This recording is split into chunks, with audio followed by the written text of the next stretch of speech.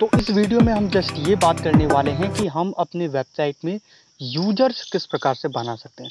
तो ठीक है, अपने एडमिन पैनल में आ जाइए। आप देखेंगे यूजर का एक सेक्शन है, ठीक है। जैसे कि एडमिन पैनल में आइए, नीचे आइए, यूजर का एक सेक्शन है, उस पर क्लिक करिए और आपको जितने भी यूज़र आपके वेबसाइट में हैं अवेलेबल, वो यूज़र मिल जाएंगे। जैसे कि ये एक यूज़र है जो कि मैं खुद हूँ, ठीक है। मैं खुद हूँ, ये मिश्रा मैं खुद हूँ और मैं ही इसे यूज करता हूँ। ये देखिए एडमिनिस्ट्रेटर यूजर है। तो आप वेबसाइट में यूजर कैसे ऐड कर सकते हैं, यूजर के बारे में मैंने अभी बात की है, ठीक है। तो ऐड न्यू के बटन पे यहाँ पे नीचे क्लिक करेंगे और जैसे ही ऐड न्यू के बटन पे क्लिक करेंगे आप यूजर का यूजर नेम दे सकते हैं। जैसे कि मैं दे सकता हूँ जेएसपी, ठीक है, एक यूजर दे देता हूँ और फिर मैं दे देता हूँ JSP@gmail.com, ठीक है। ये डेमो के लिए मैं बस आपको दिखा रहा हूँ, ये कोई यूज़र नहीं है, ठीक है। फर्स्ट नेम मैं आपको दे देता हूँ, जैसे कि राम दे देता हूँ फर्स्ट नेम और लास्ट नेम दे देता हूँ मिश्रा, ओके। मैं आपको दिखाने के लिए सब कुछ कर रहा हूँ, वेबसाइट देनी ज़रूरी नहीं है। और आप इसके लिए एक पासवर्ड जनरेट कर सकते हैं, ठीक है। तो ये जो पासवर्ड है इसे मैं नोट पैड में सेव कर लेता हूँ, ठीक है। ये जो नोट पैड है यहाँ ये पासवर्ड सेव कर लेता हूँ। 1 सेकेंड, नोट पैड खुल चुका है, सॉरी नोट पैड यहाँ हमारे पास था। ये देखो नोट पैड है, मैं ये पासवर्ड सेव कर लेता हूँ, ठीक है। और यूज़र नेम मैं जेएसपी नोट कर लेता हूँ, ठीक है। तो जैसे कि यूज़र नेम पासवर्ड मैंने इसे दे दिया है। अब हम नीचे आएंगे, ठीक है, यूज़र नोटिफिकेशन जाना चाहिए। अब रोल, ये मुख्य है रोल। कितने प्रकार के रोल होते हैं। पहला है सब्सक्राइबर। सब्सक्राइबर आपके वेबसाइट को एक्सेस नहीं कर सकता लेकिन आपके वेबसाइट में लॉगिन कर सकता है, ठीक है। कंट्रीब्यूटर क्या करता है, कंट्रीब्यूटर आपके वेबसाइट में ब्लॉग पोस्ट वगैरह लिख सकता है। इसी तरीके से ऑथर भी ऐसा कर सकता है, ठीक है। अलग अलग रोल के हिसाब से अलग अलग चीज़ें यहाँ पे हैं। एडमिनिस्ट्रेटर जो है वो सब कुछ कर सकता है। एडिटर क्या कर सकता है, आपके वेबसाइट में कोई भी चीज़, कोई भी पेज, कोई भी पोस्ट एडिट कर सकता है, ठीक है। तो इस तरीके से ये सारी चीज़ें होती हैं। जैसे कि सब्सक्राइबर के लिए सारी चीज़ें मिसिंग होगी। कंट्रीब्यूटर शायद नहीं, ब्लॉग पोस्ट जरूर कर पाएगा, ठीक है। कंट्रीब्यूटर तो ब्लॉग पोस्ट कर पाएगा।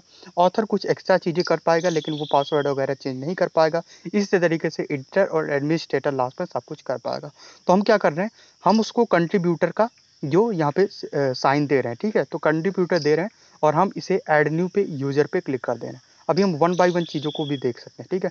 तो ऐड न्यू पे क्लिक कर रहे हैं तो ये देखिए हमारा जो एक यूजर नेम क्रिएट हो चुका है, मतलब ये यूजर अब हमारी वेबसाइट को एक्सेस कर सकता है।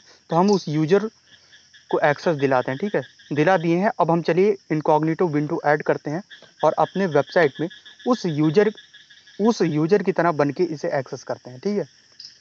तो हम इसे एडमिन पैनल में जाते हैं। थोड़ी सी बैकग्राउंड नॉइज़ आ रही होगी, शाम का समय है, बाग में बैठा हूँ, नेचुरल तरीके से वीडियो बना रहा हूँ तो इस वजह से ऐसा बैकग्राउंड आ रहा है।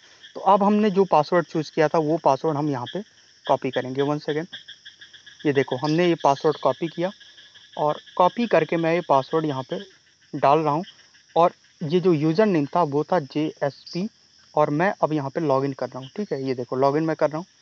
अब मैं वो यूज़र हूँ, कंट्रीब्यूटर वाला यूज़र। देखिए कंट्रीब्यूटर में क्या है, हम पोस्ट ऐड कर सकते हैं, कमेंट्स देख सकते हैं, टेम्पलेट देख सकते हैं, कॉन्टैक्ट अस का फॉर्म देख सकते हैं। या फॉर्म नहीं, कॉन्टैक्ट अस में कुछ छेड़छाड़ नहीं कर सकते, ना ही प्रोफाइल और ना ही टूल्स में ये छेड़छाड़ कर सकते हैं, ठीक है। तो कंट्रीब्यूटर में हम ओनली पोस्ट को ऐड कर पाएंगे और सारी पोस्ट को देख सकते हैं, ठीक है। ऑल पोस्ट को देख सकते हैं, पोस्ट ऐड कर पाएंगे, ये सारी चीज़ें हैं। और कोई भी पहले से बनी पोस्ट को सिर्फ व्यू कर पाएंगे, ठीक है, सिर्फ ऐड न्यू पोस्ट कर पाएंगे। तो हम ये कंट्रीब्यूटर हैं। अभी हम इस यूज़र पे जाते हैं और इसे कोई और जो यहाँ पे रोल देते हैं, ठीक है। जैसे कि मैंने कंट्रीब्यूटर रोल समझा दिया आपको। अब कंट्रीब्यूटर रोल के बाद हम क्या करते हैं, हम 1 सेकेंड, ये देखो कहाँ रोल है यार। 1 सेकेंड, देखो कंट्रीब्यूटर था ना, हम इसे क्या करते हैं, ऑथर का रोल देते हैं और फिर हम इसको अपडेट करते हैं, ठीक है, अपडेट करते हैं। फिर हम जाते हैं इसमें और इसको हम कर देते हैं रिफ्रेश। अब देखते हैं हमें क्या क्या एक्सेस मिला। तो देखो ऑथर में हमें मीडिया का एक्सेस मिल चुका है और ऑथर में हमें क्या चुका है, मीडिया का एक्सेस, कमेंट्स का एक्सेस मिल चुका है। कुछ टूल्स और प्रोफाइल्स का एक्सेस तो नहीं मिलेगा। तो मैंने बताया था ना ऑथर भी कुछ इसी तरीके से होता है, ठीक है। अब हम क्या करते हैं, हम ऑथर की जगह पे उसको क्या एक्सेस देते हैं, ऑथर की जगह पे हम क्या करते हैं, एडिटर का जो रोल दे देते हैं। तो एडिटर का रोल अगर देंगे तो देखते हैं हमें क्या क्या एक्सेस मिला। जैसे कि एडिटर का रोल हम देंगे तो हम उसको रिफ्रेश करते हैं, ठीक है। और रिफ्रेश करने के बाद देखिए एडिटर के रोल में हमें अपीयरेंस का सेक्शन मिल चुका है जिससे हम हेडर फुटर को एडिट कर सकते हैं, ओके। और ज़्यादा कुछ कर नहीं सकते, हम पेजेस को देख सकते हैं, उन्हें एडिट कर सकते हैं, मैंने ये भी आपको बताया था।